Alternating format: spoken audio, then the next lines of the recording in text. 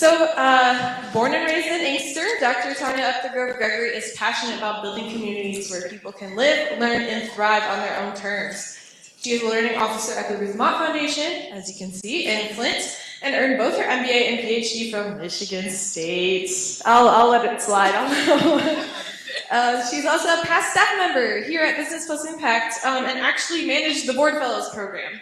Fun fact for those of you here today. So we've been chatting a lot about, you know, how far the program has come and how, what amazing start it had in philanthropy and the nonprofit sector and bringing together business, social work, and public policy and all that good stuff. So without further ado, I will hand it on over to her. Let's give her a big round of applause.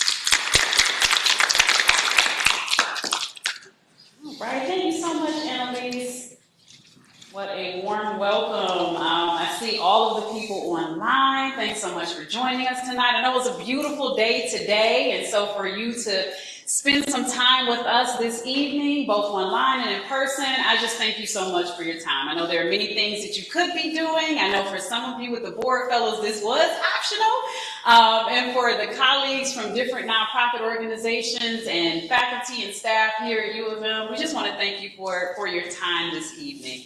I bring greetings from a few different spaces which I occupy. So for starters, I also always have to give credit to the community that raised me. And as was mentioned, that's Inkster, about 20 minutes east of campus before you get to Dearborn and on towards Detroit. I'm from a small town known as Inkster, and I was so pleasantly surprised that another Inksterite was able to join me this evening. And so we welcome all of you from the small community of Inkster this evening. I also bring you greetings from Saginaw. That is the place where I currently call home. And my husband and I, he's also a Wolverine. He couldn't be here tonight, but he extends his greetings to all of you as well. As was mentioned, I am a 3-time Spartan, and so I bid you greetings from the banks of the Red Cedar. Go green. And last but not least, I bring you greetings from the phenomenal city of Flint, Michigan. That is the city where I get to do the great work with the Ruth Mott Foundation, where we're able to engage with community and be able to support the remarkable efforts that have been in place for quite some time, from the grassroots organizations, the cultural landscape, the educators, and many other individuals that are proud to call the city of Flint home. So bid you greetings from all of those spaces. So what will we discuss tonight? We're going to spend a little bit of time just making sure that we're all on the same page around the different types of foundations. Because as we know, whether we've worked in one, benefited from organizations, or even just went to a show at the Opera House, one way or another, we have come in contact with the work of foundations. And so what we wanted to do today is just kind of talk briefly about the different foundation types. From there, I'm going to talk a little bit about the Ruth Mott Foundation, the foundation where I currently serve as a learning officer and have been for the past 7.5 years in Flint. From there, we're going to talk about trust-based philanthropy. So by show of hands, who has heard of this term before? Trust-based philanthropy. Okay, about half of the room. I'm curious to find out in the chat how many of those folks have heard of trust-based philanthropy. And then we'll have a few discussion questions that we'd like for you to chat about at your table. So if you are at a table where no one is, we invite you to connect with a colleague to explore some discussion questions based on trust-based philanthropy. And from there, I have a few resources that I want to pass along that as you continue to learn more about foundations as a whole, as you continue to learn about trust-based philanthropy in particular, those resources should be of interest to you just to kind of extend the conversation of what we're discussing this evening. All right. So before we get started, a little bit more about me. So on the screen, this represents the many organizations that I have had the privilege of working with as either a staff member or as a board member. So that top tier, that was my 20s. So those are the organizations that I worked with, starting at the Greater Lansing Urban League in Lansing, Michigan, the United Way, Southeastern Michigan, Local Initiative Support Corporation, which does community development financing. And then I also have the great privilege of working in Vientiane, Laos in Southeast Asia as a consultant from World Vision. I also spent time in DC, so working with a local grassroots organization, the Family Place. And then I also spent wonderful years at the Core Network, working with service and conservation corps across the country. Had a quick conversation about like some of the national parks I got to visit with that job. And so being able to work local, national, and international was a big part of my journey early on. From there, I moved back to Michigan in 2010, and that's that next tier. So worked in museums, worked with Bridge Magazine, Starfish Family Services, which is based in Inkster, my hometown, and spent time here at Ross with what was then the Center for Social Impact, but is now Business Plus Impact. From there, I transitioned to University of Michigan Flint, right up the street, and also spent time working as a board member with the two organizations represented at the bottom. So Give Merit, which was started by U of M alums David Merritt and Kuhu Saha, and Boldly Moving Education Ahead, which is a national education organization that focuses on changing the educational landscape. So as you can see, I spent a ton of time with a number of different nonprofit organizations, different cultures, different geographies, different issues and causes. And so I feel like prior to coming into philanthropy, I had a lot of touch points in terms of what does it mean to interact and engage with grant-making organizations, including foundations. But despite all of this expertise, I knew very little about what it really means to work within a foundation. And so what I want to be able to impart with you today are a couple of things. If you're on a journey and not sure where you'll land in terms of your career, that's fine. Because I know like in this generation, we kind of bounce around. And I feel like I was one of the early adopters, like in the 90s, of moving from one place to the next until I found what was a place that I should occupy where I could make the most impact. And so my current role with the Ruth Mott Foundation, I've been there 7.5 years, which is the longest that I've worked within any organization. So prior to that, this represents 26 years across my career journey. So just wanted to share that with you as a backstory of what it meant prior to coming into philanthropy. So the IRS classifies 501c3 organizations based on two categories, right? So many of you that are board fellows or that are representing different nonprofit organizations, similar to the ones that were on the prior slide, fall into category number 2, public charities. And basically what that means is that public charities are organizations, nonprofits, that generate their revenue from a variety of different sources. It may be government grants. It may be individual donors. It may be foundation funding. But essentially, public charities are getting their resources from a variety of different places, right? That is very different for private foundations, category number 1.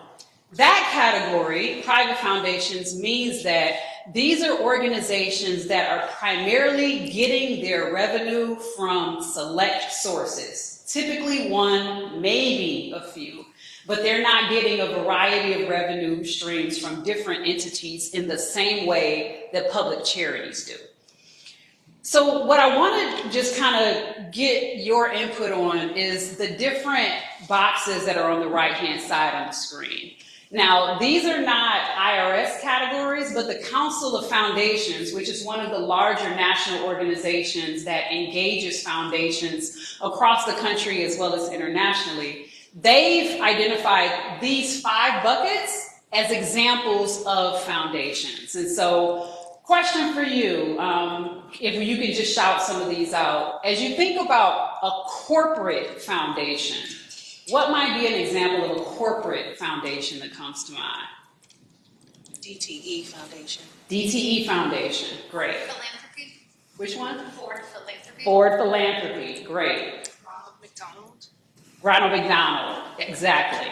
So these are foundations that are run by the corporations themselves. Oftentimes they may be situated as part of, community engagement. They may have some marketing functions as well, but essentially these are foundations that are run by corporations, right?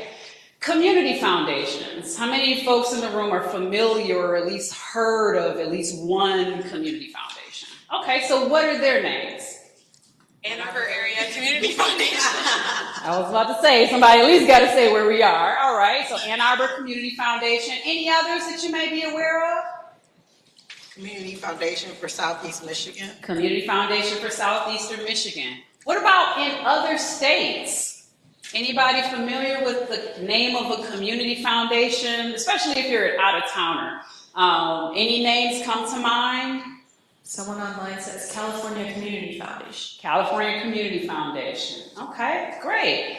And I brought that up as an example because our colleagues down the street in Battle Creek, the Kellogg Foundation, was very instrumental in starting community foundations, not just here in Michigan, but across the country, as a very unique opportunity for folks to be able to give local for causes that were important to them. So that might be scholarship funds, that may be, various projects that a family may decide they want to support. That whole movement was started by the Kellogg Foundation, and now, to their credit, there are community foundations operating across the state of Michigan as well as nationally. Family foundations. Any names come to mind?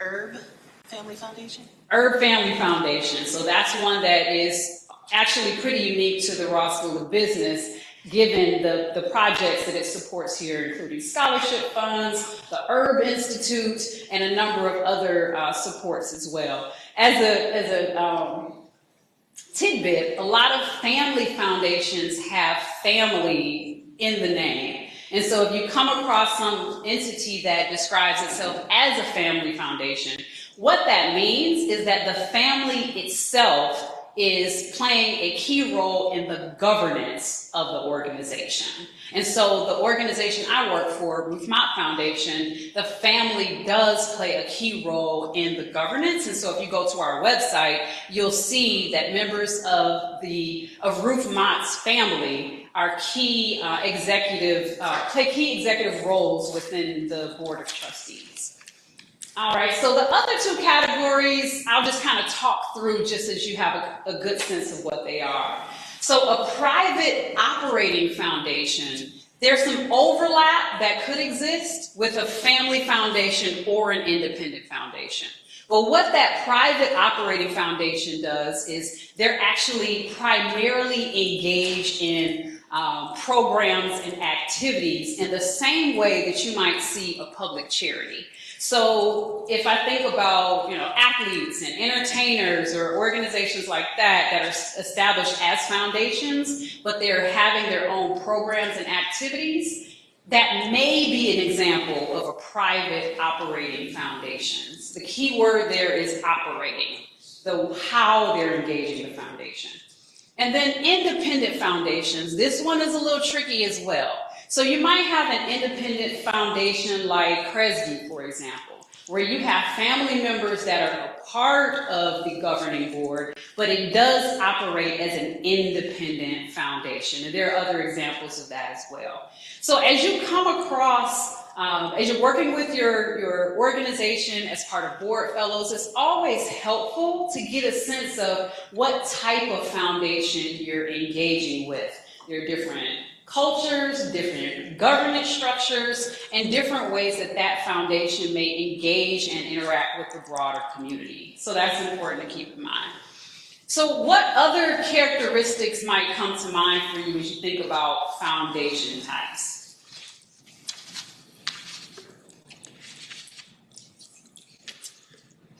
None come to mind? Okay. So different foundations might have different issue areas that they're interested in. So you might have a foundation who is interested in only funding the arts. That's a choice. You might have a foundation that is what is known as place-based, which means they want to fund and support activities within a specific geography. And so the organization that I work for, Ruth Mott Foundation, is place-based, which means that its work is concentrated in a specific area, and that area is Flint, Michigan. And so the foundation was established in 2005, and since then it has grown significantly in terms of the types of organizations it has supported. Its current strategic plan was launched in 2015, so over the past 10 years, the focus has been on just a portion of Flint. So that upper half of the city of Flint is where the grant making is concentrated for the foundation that I work with. And one of the things that's unique about the Ruth Mott Foundation is its focus on engaging directly with the community to support its grant-making efforts. And so it's not a scenario where we are, removed from the day-to-day activity and interactions. We take great pride in engaging and supporting local residents in order to create the quality of life that they would want to see within their respective community. And so while there is, still, I would say, what's known as a power dynamic, Ruth Mott Foundation is one of the foundations that's really trying to get a sense of how do we move in partnership with community through its grant making and other efforts, so that that power dynamic between grantee organizations and foundations does not inhibit the type of work that the community wants to see. And that's an ongoing challenge, but it's something that we've committed to, not just in the current strategic plan, which is wrapping up, but as we move forward. So this next slide gives you a quick sense of what we as an organization fund, which is broken up into 4 categories: youth, public safety, neighborhoods, and economic opportunity, with racial equity being a key component as far as how those grants are awarded to different organizations. And then you also see the different subcategories that represent the work as well. And then we also think about beyond grant making as part of our approach. So this slide gives you a sense of what are the other ways that we engage with the community that goes beyond just traditional grant making. And so we engage the community through a lot of convenings where we see them as thought partners to advance different projects and efforts. There's also impact investing, which we recently started within the past few years to complement the grant making. So that goes above the 5% that our organization is required to distribute through grant making. And then we also have this interesting resource known as Applewood, which is the historic estate of Charles Stewart Mott. And so as part of Applewood, we're able to invite the community to the space. It's free to the public. Anyone can visit the historic house, as well as engage with our very knowledgeable staff, which supports the grounds and other aspects of maintaining the estate. It's open from May through October throughout the year. So if you're around Ann Arbor, take a ride up to Flint and definitely check out Applewood as a cool space. There's also some online tours that you can do as well if that is of interest to you. All right.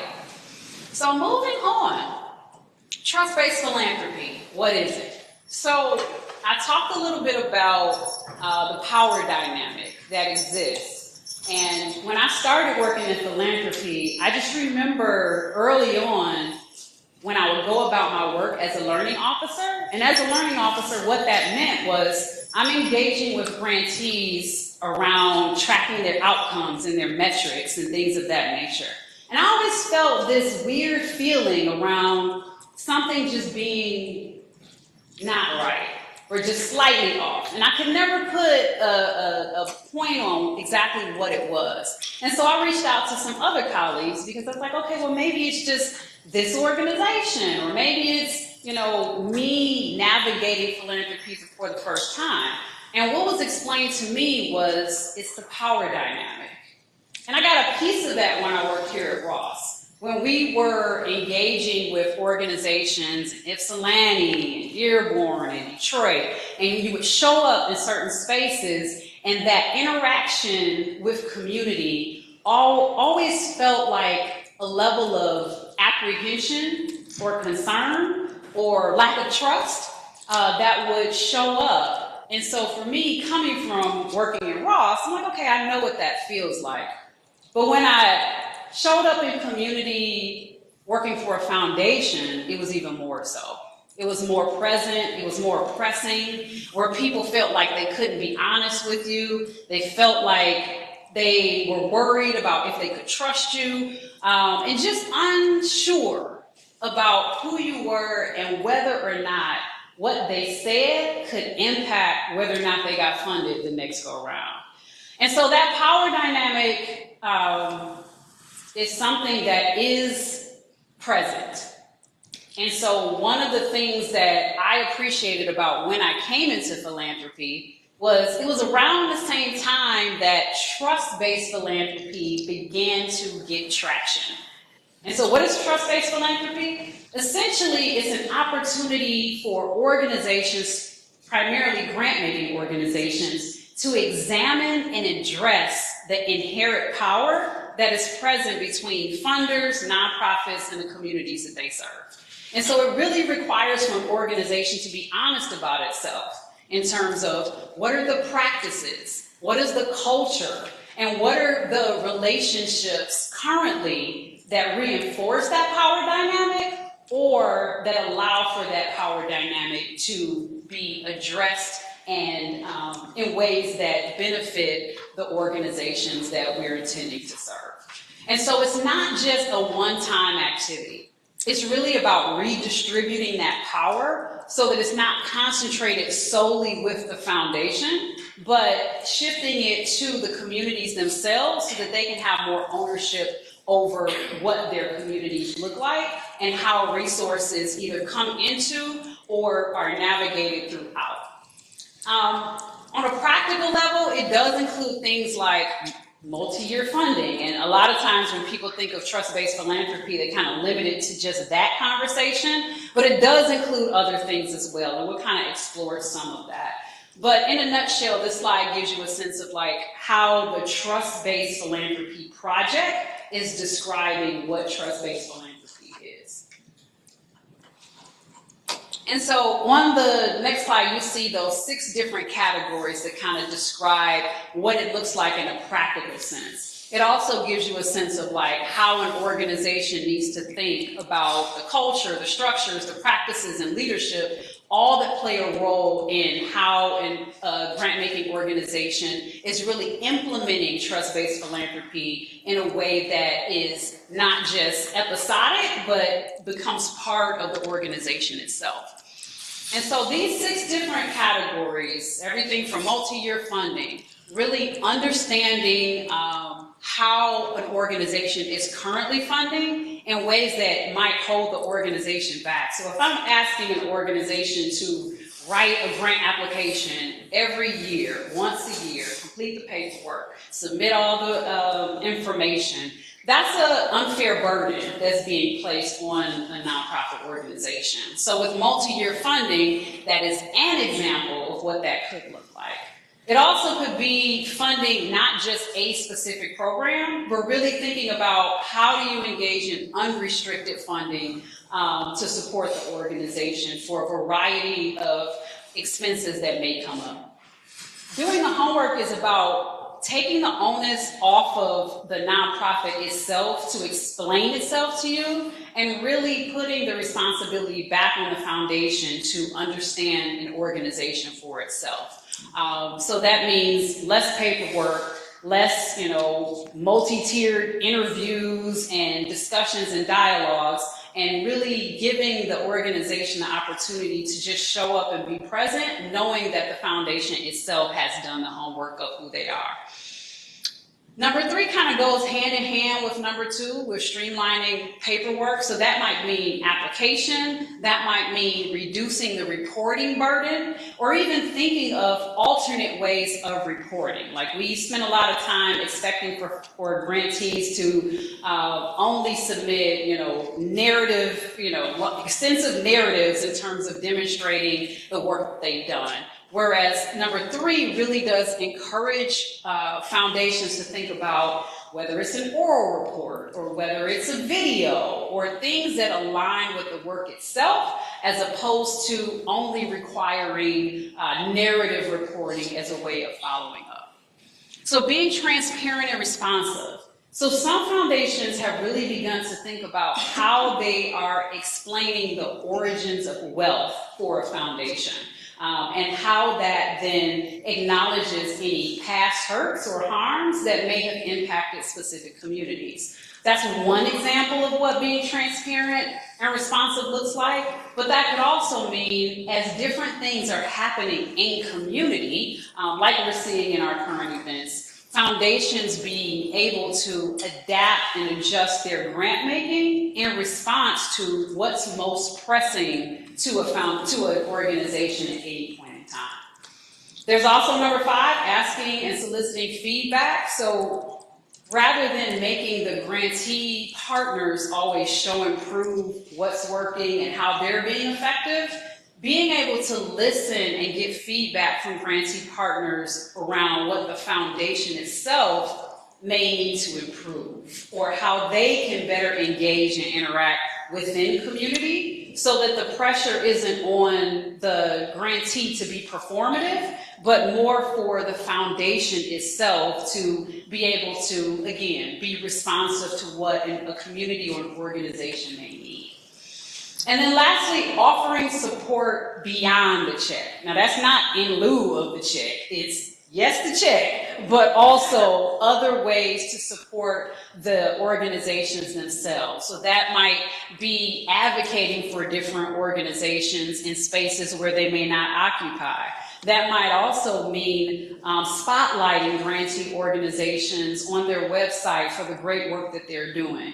That might mean, serving as recommending leadership from different nonprofit organizations for different fellowships or advanced learning opportunities because, again, of the power and influence that foundations might hold within certain spaces. So really thinking about how do we support and what are the things that can complement the financial resources that foundations are required to give.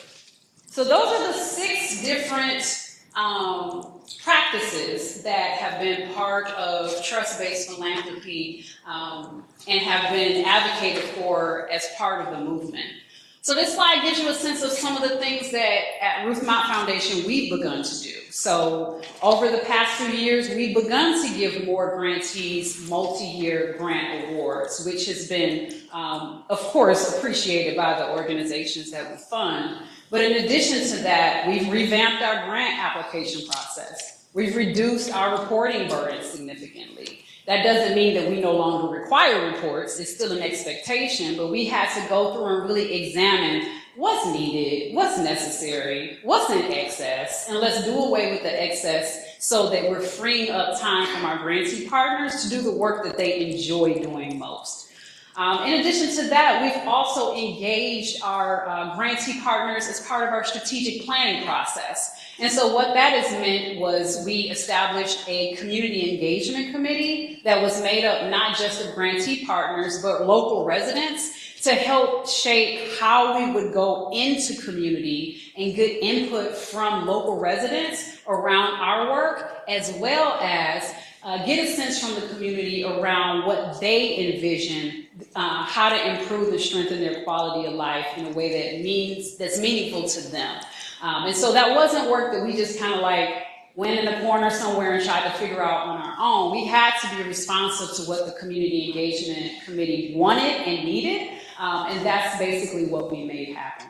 We also regularly survey our grantees. We have feedback sessions on different things. Like when we launched the outcomes management system, we were very intentional about getting feedback from our grantees around, is it working or is it not? And they flat out told us it is not working. And as a result, we had to, disengage with the vendor because the feedback that we were getting from our grantee partners told us that it was cumbersome. It was giving less value to them than what they imagined, and as a result, we had to pivot accordingly.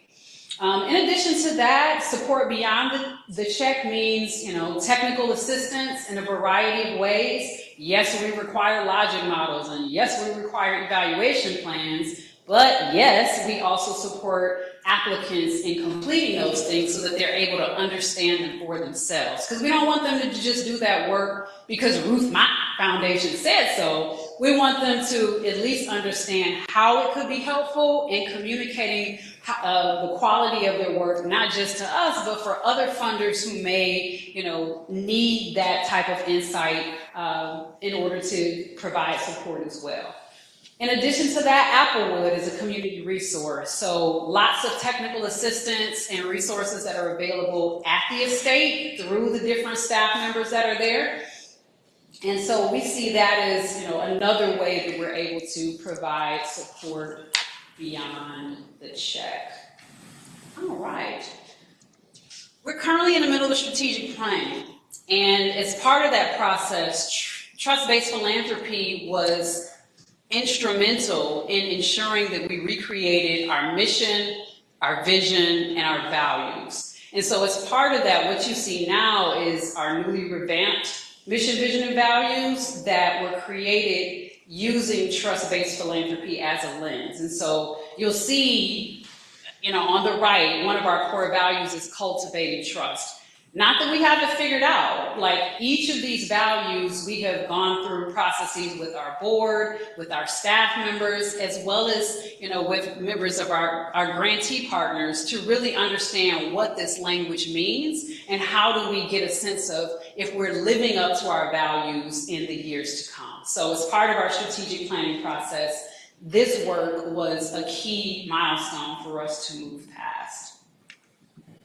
And what have we been learning? I mean, one of the biggest lessons that we've learned is that it's necessary for us to unlearn some things along the way. So that meant, that fabulous application that we thought was, super efficient and providing all of that insight, we had to take an honest look at it and say, you know what? It served its purpose. We are moving in a different direction, and let's, make sure that we make the adjustments that we need to make. So we don't look at ourselves as being so perfect or right that we cannot adjust based on what's needed. And so that includes, unlearning some things along the way. Place matters, not just in terms of what we fund, but how we show up. Like, we don't want to hide behind those values and say, okay, that's enough. Every interaction that we want to have in community should allow for community members to see our values at work. And so we have to make sure that we're examining ourselves with regularity and checking out those blind spots along the way to ensure that we're not just giving community lip service because we have these new mission, vision, and values, but that they see those values and work in everything that we do. Simplifying processes does not eliminate the work. What happens is a lot of that work becomes shifted and it becomes more responsibility on the foundation staff. And so if there's an expectation for streamlined reporting, guess what? That means program officers and learning officers now need to do more work of synthesizing that data so that we're able to report to our board of trustees and back to the community in a way that demonstrates the impact that's being made. And then lastly, power imbalances don't vanish. They have to be named and navigated continuously. So whenever it shows up, it's not something that we can, avoid. We have to be comfortable saying what we're seeing, even amongst ourselves, as part of this journey within trust-based philanthropy. And, to be honest, we're still at it. We haven't got it right completely. But I feel like as an organization, we've begun to put some things in motion that allow for us to continue to examine how do we strengthen our walk in trust-based philanthropy so that over time we're able to continue to foster positive relationships within the community in ways that are beneficial. So have a few discussion questions, not expecting for you all to look at all of them, perhaps just one or two. And so I can talk through them. What pain points have you observed or experienced from a funder?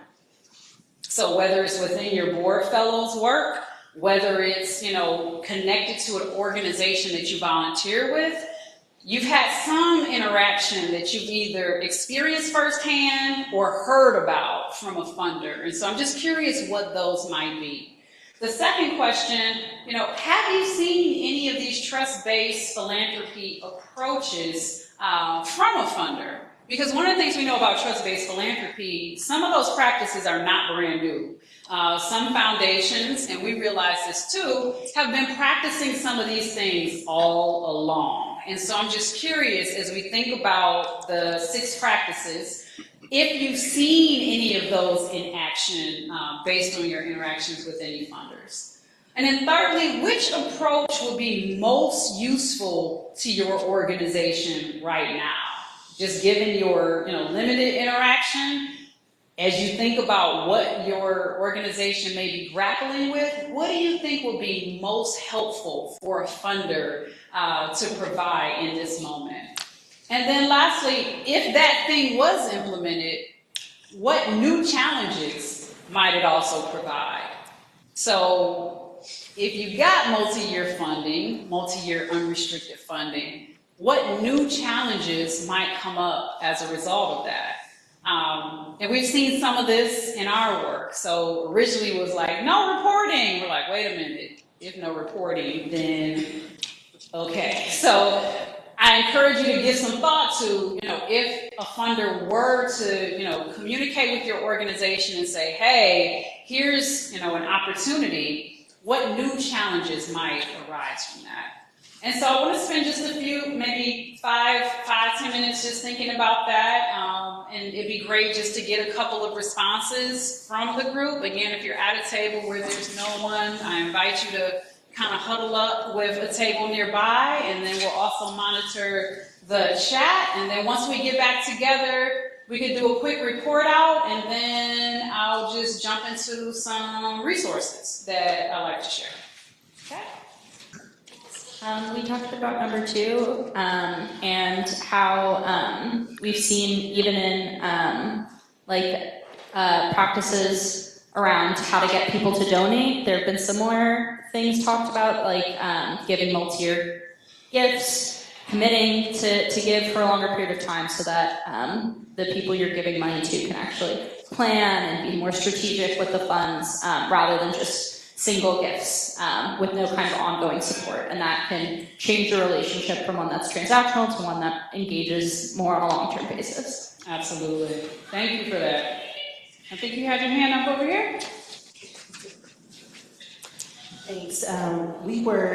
I focused on number 1, which for nonprofits who receive multi-year funding and have to do reporting. Reporting should never go away. However, extractive reporting can be a pain where if they're asking for quarterly updates, quarterly financials, that could be a little bit extractive and a pain point versus annual reporting.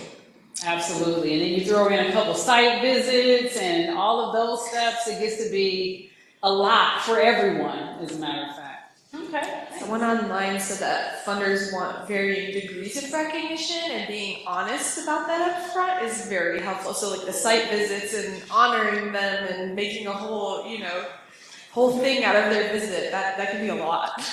Yeah, and it doesn't serve the organization at all. Like I remember the dog and pony shows that we used to have to do working in nonprofit organizations. The funder is coming, the funder is coming. Let's be perfect for the funder, and so it's one of the things that when we show up in community, we avoid at all costs, which aligns with the practices of trust-based philanthropy. So we've tried to minimize that as much as possible and only do site visits when needed, more show up for programming that is already existing as opposed to folks catering to a funder unnecessarily.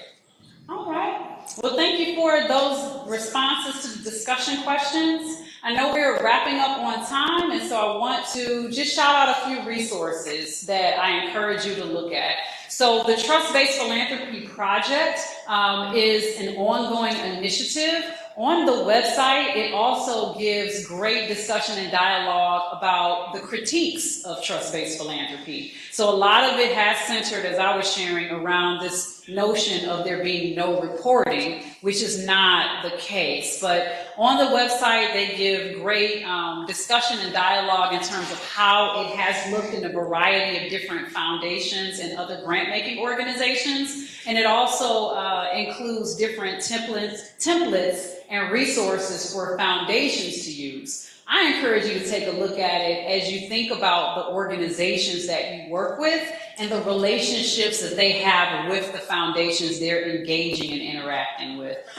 We're fortunate here in Michigan to have a lot of foundations that have already been implementing trust-based philanthropy. The ones that come to mind for me locally are the Michigan Health Endowment Fund and the Song Foundation in particular, as well as the Herb Family Foundation. And so those entities have basically taken a close look at their practices and said, hey, how can we align these in ways that benefit the communities that we serve?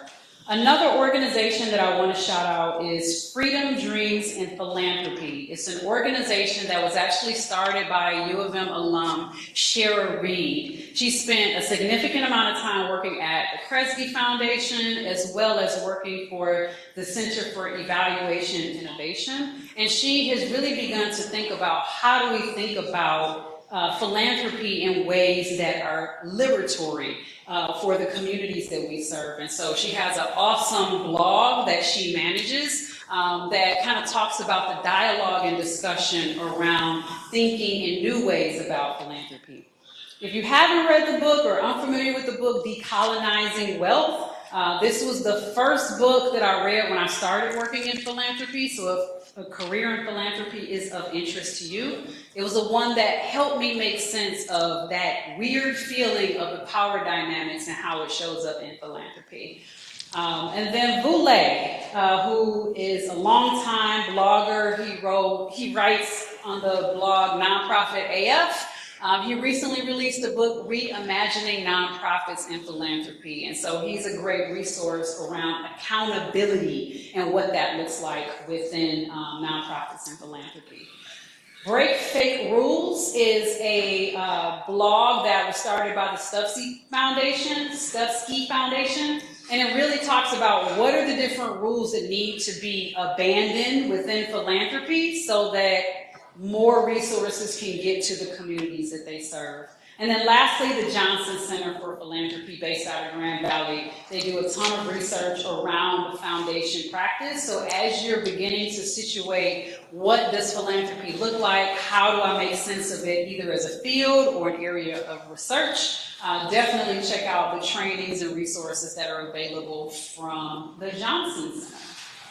And with that, I will close. Thank you so much for your time. I can make sure that you get my contact information, and I can stick around if folks want to ask any questions.